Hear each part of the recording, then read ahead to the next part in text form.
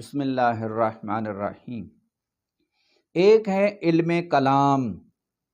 علم کلام ایسا علم ہے جو عقائد کے بارے میں بحث کرتا ہے، اور عقائد کیا ہے؟ اصول دین ہے، اس لیے ان کے نام بھی اصول عقائد بھی ہے اور اصول توحید بھی ہے۔ کیوں؟ کیونکہ اس میں زیادہ خداوند عالم کی توحید، اس کی صفات اور اس کے افعال کے بارے میں بحث ہوتی ہے۔ اس طرح انبیاء اور انبیاء کی بعثت اور ان کے معجزوں کے بارے میں بحث آتی ہے۔ اس کے بعد قیامت اور قیامت کے بارے میں بحث ہوتی ہے۔ یہ جو اصول دین ہے، اس کے بارے میں علم کلام بحث کرتا ہے۔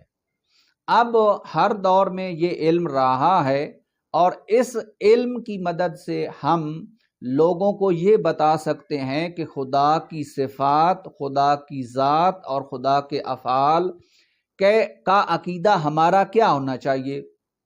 اس کو سمجھنے کے لیے باقاعدہ ایک علم کلام ہے۔ جو شخص علم کلام جانتا ہے اس کو کہتے ہیں متکلم۔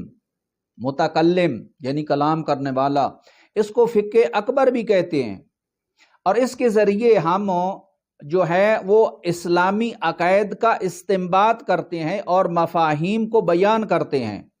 یعنی عقائد کو ایک منظم طریقے سے بیان کرنے کا نام علم کلام ہے۔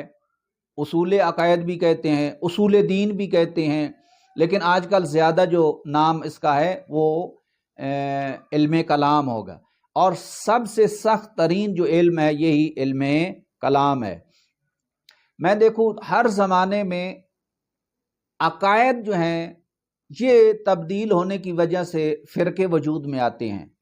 دیکھیے، سب سے پہلے رسول خدا صلی اللہ علیہ وآلہ وسلم کے بعد جو سب سے پہلے اختلاف ہوا ہے وہ ہے، ایک گروہ نے کہا ہے کہ امامت ہے اور 12 امام ہونے چاہیے، اور ایک گروہ نے کہا ہے کہ خلافت ہونی چاہیے اور خلیفہ برحق ہے۔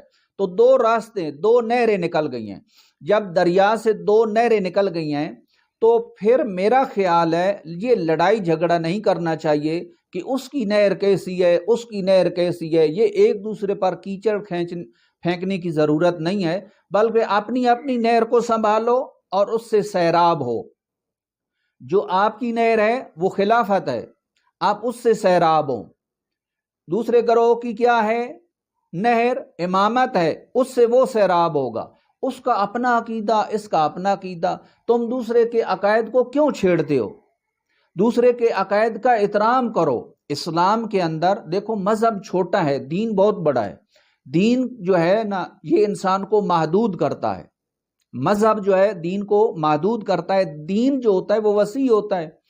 تو بعض لوگوں نے مذہب کے اندر بہت ہی ایک خلاصہ کر دیا، تو ایسا نہیں ہے۔ تو بہرحال میں نے بتانا تھا کہ علم کلام کیا ہے۔ تو خدا کی ذات کے بارے میں بحث ہوتی ہے، پھر اس کی صفات کے بارے میں مثلا خدا کی صفات عین ذات ہیں یا اس کی ذات سے جدا ہیں۔ جس طرح ایک عالم ہے، علم حاصل کرتا ہے تو پھر عالم بنتا ہے، تو علم اس سے جدا تھا، پھر علم آیا تو عالم ہوا۔ کیا خدا کی بھی صفات اس کی ذات سے الگ ہے؟ یا اسی طرح خدا کی جو افعال ہیں، کیا ہم خود مختار ہیں، جو بھی کام کرتے ہیں اپنے اختیار سے کرتے ہیں، آزاد ہیں، خدا چاہتا ہے، مشیت ہی اسی میں ہے، یا ہم مجبور ہیں؟ یعنی جو کچھ ہوتا ہے یہ خدا کی طرف سے ہوتا ہے، ہم مجبور ہیں۔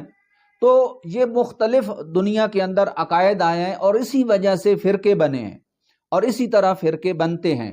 اور انشاءاللہ ہر موضوع پر 5-10 منٹ کی ویڈیو بھیجوں گا ہر فرقے کے بارے میں۔